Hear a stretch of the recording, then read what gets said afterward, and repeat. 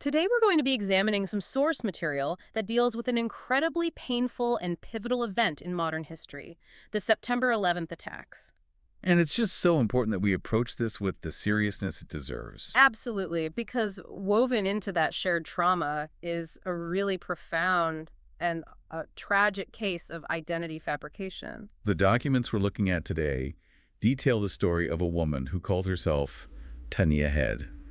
And she managed to place herself right at the very center of the 9/11 remembrance community. And in doing so, she deeply affected real survivors, victims' families, and a community that was, built on shared experience and trust. It's just essential to state right at the top our deepest sympathy for those authentic survivors and families whose healing was, well, it was cruelly exploited. It really was. So our goal here is to conduct a really thorough analysis of the documents we have. We want to trace the life of the woman at the center of this, Alicia Esteve Head. And we need to look at her sort of astonishing rise to prominence within the World Trade Center Survivors Network, the very specific claims she made, and then, of course, the careful process that finally exposed her story. So let's start with the verifiable facts. Before she was Tania Head, who was Alicia Esteve Head. Okay, so Alicia Esteve Head was born on July 31st, 1973, in Barcelona, Spain. The sources confirm this. So she was from Spain, and this wasn't someone who just appeared out of nowhere, right? Not at all. She came from a pretty prominent, well-established family in Barcelona. The sources also point to something else in her background, something that might give us a bit of context for her later actions, a public family scandal. That's right. Yeah. It's a really crucial piece of background. Her family was involved in a major financial scandal back in Spain in 1992. A financial scandal? Yes, and it was significant. Both her father and her brother actually served prison time because of it. Wow. So growing up, she would have been exposed to public scrutiny, to having her family name in the papers. Exactly. There was already this family history with notoriety and, public perception. It might, in an odd way, prepared her for navigating public attention and manipulating narratives later on. That's a fascinating point. It suggests she was already familiar with the idea of a public story, a public reputation. Even if it was a negative one, yes. So let's establish her timeline. What was she doing, professionally and academically, right before and during 2001? We need to know where she actually was. Well, she was an ambitious, educated woman on a very clear career path in Spain. She went to the University of Barcelona. She worked for a Spanish hotel company for a while, Hotel de la Villa Olímpica S.A. Okay. Specifically, from 1998 to 2000, she was a management secretary in Barcelona. But the most critical fact, the one that everything else hinges on, is her status in September of 2001. And the sources are clear on this. They are definitive. On September 11, 2001, when the attacks happened, Alicia Esteve Head was enrolled in a master's degree program at ESAD. It's a very highly respected business school in Barcelona. So there it is. We've established her actual location and activities. Now we have to confront the huge contradiction at the heart of this entire story. And it all starts with that single verifiable fact. Yeah. On September 11th, 2001, she was attending classes in Barcelona, Spain. Thousands of miles away. Living a completely different life from the one she would later invent. And she didn't even come to the U.S. immediately. The sources say she traveled here for the first time in 2003. 2 years later. That gap is so telling, isn't it? It is. It suggests this wasn't an impulsive act. She had time to think, to craft this story, this entire identity. And by 2004, the persona of Tania Head was ready. That's when she started to connect with the World Trade Center Survivors Network. But she didn't just walk in the door, did she? Her approach was more strategic than that. It was very strategic. She didn't initially try to join the existing physical group. First, she created her own online support group. Under the name Tania Head? Exactly. And that digital presence acted as, a sort of proof of concept. It established her name and her fabricated story in a space that had much less scrutiny. So she built this digital shell first. How did she make the leap from that online persona to becoming a leader in the real, legitimate Survivors Network? Through one of the network's founders, a man named Jerry Bogash. The sources say he found out about this online group run by Tania Head. And he was impressed by her dedication, presumably. He was. And this led to months of email correspondence. It's a classic way to build trust without any face-to-face interaction. Eventually, she successfully merged her small online group with the official World Trade Center Survivors Network. This Survivors Network is so central to the story. Why was it created? What was its purpose? The network existed to fill a very specific gap in the support system after 9/11. The sources really emphasize this. Public attention and most of the resources were focused on the victims, their families, and the first responders. Which is completely understandable. Of course. But there were an estimated 20,000 civilian survivors. People who worked in the towers, visitors, volunteers who managed to escape. And they often felt overlooked, unseen in the larger narrative. So this was a space for them, a place where they could share this very specific, almost unimaginable trauma with people who truly understood, a place built on shared experience. Precisely. And that shared trauma, that very foundation, is what made it so vulnerable. You joined because you had lived it. The proof was your story, your pain. And into this trusting, supportive environment comes Alicia Esteve Head as Tania Head. And her rise was just meteoric. Her dedication seems so intense, so immediate. She didn't just join the group, she quickly became its president, which is incredible for someone who was supposedly a relative newcomer. And here's a detail that made her seem so credible. She was never paid for this work. It was all volunteer. In fact, she donated her own money to the group. She did. So in the eyes of the other survivors, she wasn't seeking money or fame. She was just this deeply, selflessly committed person who wanted to help her peers heal. That lack of a financial motive would have made her seem completely above suspicion. It speaks to a much more complex motivation, doesn't it? It seems she wasn't after money, she was after something else. Validation, importance, maybe. Emotional currency, the status that came with being a survivor of that event. Exactly. So let's get into the narrative itself. Because the story she constructed was, it was incredibly specific and emotionally resonant. It was engineered, really, Right. perfectly designed to place her right at the physical and emotional heart of the disaster. The core of it was her location. She claimed to have been inside the South Tower, WTC-2, when the plane hit. And not just anywhere in the South Tower. Not the lobby, not a low floor. She claimed to be on the 78th floor. Right in the sky lobby, in the impact zone. That is the most audacious part of the entire lie. To put that in perspective, we have to look at the numbers. Only 19 people who were at or above the point of impact in the South Tower actually survived. So by making that claim, she was elevating herself to the status of a miracle survivor, someone who had defied impossible odds. It made her story instantly powerful, almost mythological. And she had something else, something tangible. The physical proof.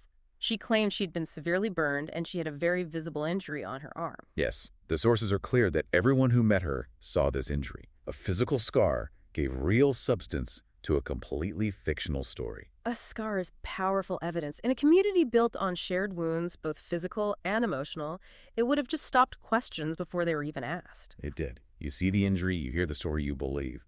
But she didn't stop with the physical claims. She layered on these deeply emotional details. The personal loss. She claimed her fiancé, Dave, was killed in the North Tower. Sometimes she called him her husband, sometimes her fiancé. But the core of that story was consistent. She wasn't just a survivor. She was also a grieving widow. That dual status is key, isn't it? It allowed her to connect with both survivor groups and victims' family groups. It maximized her influence across the entire 9/11 community. But the most spectacular part of her story was how she connected it to a real, undisputed hero. She claimed she was rescued by Wells Crowther. The man known as the Man in the Red Bandana. His story of heroism is so well known, so much a part of the national memory of that day. He saved so many people before he lost his own life. He did. And by claiming he personally saved her, by tying her fictional survival to his very real heroism, she made her story almost untouchable. To question her would feel like questioning him. It was a masterstroke of manipulation. And there was one more detail she often told, an anecdote designed to be unforgettable. The wedding ring. Tell us about that. She claimed that as she was escaping, a dying man gave her his wedding ring and asked her to give it to his widow. It's like a scene from a movie. It gives her this sense of sacred duty, of being a witness to a final act of love in the middle of all that chaos. It transforms her from just a survivor into a messenger, a keeper of a final promise.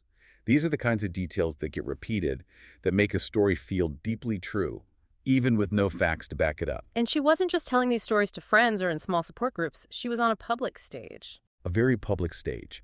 As president of the network, she regularly gave tours at Ground Zero. She would stand there and say, "I was there at the towers. I'm a survivor. I'm going to tell you about that." That repetition, that public performance, it would have cemented the lie in the minds of so many people. It turned her into the public voice of the civilian survivor. The media certainly saw her that way. She was in newspaper articles, interviewed for anniversary pieces. She became a go-to representative for that group of nearly 20,000 survivors. And her role became institutionalized. In 2005, she was chosen to lead official tours for the Tribute WTC Visitor Center. So she had the stamp of approval from an official organization. She did. And the sources point to photographic evidence of her prominence.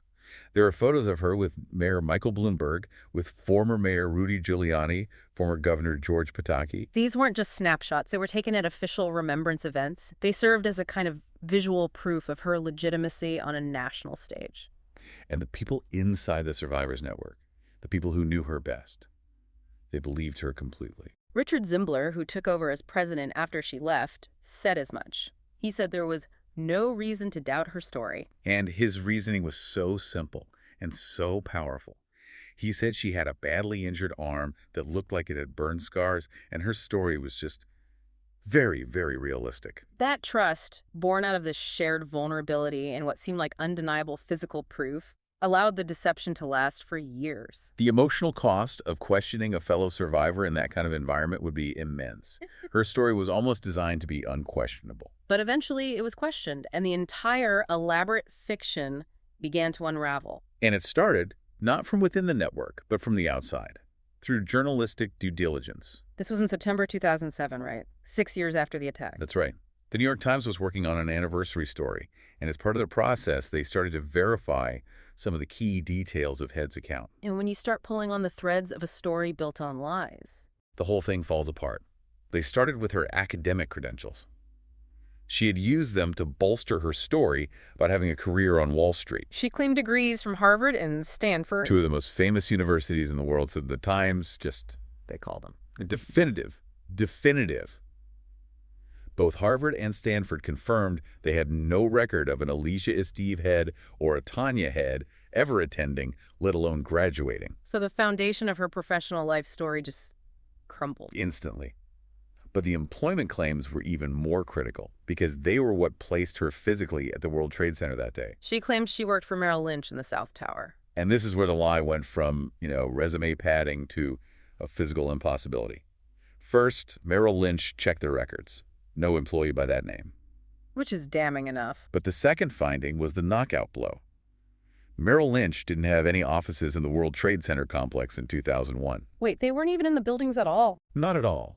That single fact means her entire story, the core of her identity as a survivor, could not possibly be true. She literally invented a workplace that didn't exist there. That is just astonishing. So when the Times presented her with these discrepancies, how did she react? She knew the game was up. She immediately went into evasion mode. She canceled interviews. 3 of them. 3 scheduled interviews with the Times. She just backed out. And then she stopped talking to all reporters completely after years being so public, so vocal, that sudden silence was a confession in itself. And then there was the story of Big Dave, the fiancé she claimed died in the North Tower. A huge part of her emotional appeal. The Times approached his family, very respectfully, to verify the relationship. And what did they find? The family confirmed they had never, ever heard of a woman named Tania Head. So the great love story at the heart of her tragedy Was a complete fantasy. That must have been devastating for the people in the network who had mourned with her for years. How did the Survivors Network react when the Times brought all of this to them?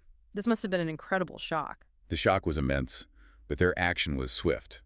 Once the facts were laid out, no degrees, no job at Merrill Lynch, no fiancé, they had to confront the reality. I took a vote. Yes. Yeah. By the last week of September 2007, the group held a vote, and they removed her as president and director. I can't even imagine the sense of betrayal. To build a community on shared suffering and then to find out your leader's suffering was a performance. The violation of trust in that kind of safe, intimate space is it's immeasurable. And the final definitive proof of where she really was on 9/11 came from her home country. That's right. A newspaper in Barcelona, La Vanguardia, was the one that ultimately put the final nail in the coffin. They had access to local records and classmates. And they confirmed what the Times had uncovered. They did more than that. They confirmed with evidence that Alicia Esteve Head was physically attending classes at ISAD in Barcelona on September 11th, 2001. She was in school. In school. And she continued in that master's program until June of 2002. She completed almost the entire academic year after the attacks. Which means she was likely planning this, conceptualizing the Tania Head persona, while she was still a student in Spain. It seems so. Classmates even recalled her talking about wanting to move to New York someday. This brings us back to the scar, the one piece of physical evidence that made her story so believable for so long. If she wasn't burned in the towers, where did it come from? Well, the sources show she had other stories for that scar, long before she ever came to America. Her classmates in Barcelona remembered her telling them it was from either a car accident or a horse riding accident. So she had a real injury. A real injury, but with a completely different origin story. A 2012 documentary on the case specified that the injury was from a rollover accident while she was traveling along the coast of Spain. She repurposed a real scar for her fictional trauma. So once the story was completely exposed internationally, what was the immediate fallout for her? She vanished. She left Manhattan immediately, refused all interviews, and just retreated from public life entirely. The Tania Head identity she'd spent years building was just gone, extinguished overnight. But the manipulation didn't completely stop, did it? There was one more really disturbing act. It's quite chilling. In February 2008, a few months after the exposure, an anonymous email was sent from a Spanish email account to the members of the Survivors Network. And what did it say? It claimed that Alicia Esteve Head had died by suicide. Wow. A final attempt to control the narrative, to generate sympathy. And maybe to stop any further investigation into her life. But the sources confirmed later that this, too, was a lie. She was alive and well. Despite her trying to disappear, this story was just too big to go away. It became a case study, really. It did. In 2012, a book and a documentary film came out, both with the same title, The Woman Who Wasn't There. And they were incredibly detailed, weren't they? They actually had interviews with her. That's what makes them so unique. They include interviews with Head and with network members from before the hoax was exposed and then again after. So you get to see the illusion, and then you see the painful reality of its collapse. And even after all that, she didn't manage to stay completely out of the public eye. No. The sources mentioned that in September of 2011, she was spotted in New York City with her mother. And who saw her? The director of the documentary and the co-author of the book. They actually confronted her on camera, forcing her to, face her old life again, if only for a moment. And the consequences of what she did in New York eventually followed her back to Spain. They did. The story of the deception was so widely reported that it eventually reached her employers in Barcelona. In July 2012, she was fired from her job at an insurance company, Interpartner Assistance, once they learned about the scale of the fraud she'd committed. So after all the dust settled, what do we know about her life now? The sources give us a small update. As of 2021, she seems to have returned to the business world in Barcelona. She opened a renovation company in the city. So a definitive return to her old life and the end of the Tania Head era. It seems so. As we wrap this up, it's worth summarizing what we've learned from these sources. The deception was just so total. It really was. The core finding is this stark, verifiable contrast. On one side, you have the real Alicia Esteve Head, the educated management secretary and student safe in Barcelona. On the other, the invented Tania Head, the heroic survivor, the grieving widow, the woman saved by a national hero. And at the center of it all is this profound violation of trust. The Survivors Network was created for healing based on a shared, authentic trauma. When she inserted this fiction into that sacred space, it must have been devastating. It forces genuine survivors to look back at their own healing, at their own vulnerability, and see it through a lens of betrayal. It's a terrible thing to do to people who have already suffered so much. It really raises questions about why someone would do this. It wasn't for money. It seems to be about something deeper. It seems to be about a desire for significance. She craved the status of a survivor, that connection to a defining historical tragedy. It points to this very human, if deeply misguided, need to feel connected to history, no matter what the ethical cost. And that leads us to a final thought for you to consider. The sources here demonstrate the immense power of an emotional narrative. The Tania Head story was so successful for so long because it was exactly what people wanted and needed to hear. It was a story of ultimate survival, of heroism, of love and loss. It was powerful. It was. And the scar, the connection to Wells Crowther, all of it allowed her to bypass rational checks for years. It shows us that when a story aligns perfectly with our emotional desire for meaning in the face of tragedy, it can become incredibly difficult to challenge, even when the verifiable facts, like a company not having an office in the building, are sitting right there. This whole case is a powerful cautionary tale about the allure of being close to history and the profound responsibility that comes with talking about shared trauma and loss. Thank you for engaging with this examination of the source material. It's been a complex, but I think necessary, analysis of the facts. Thanks for listening.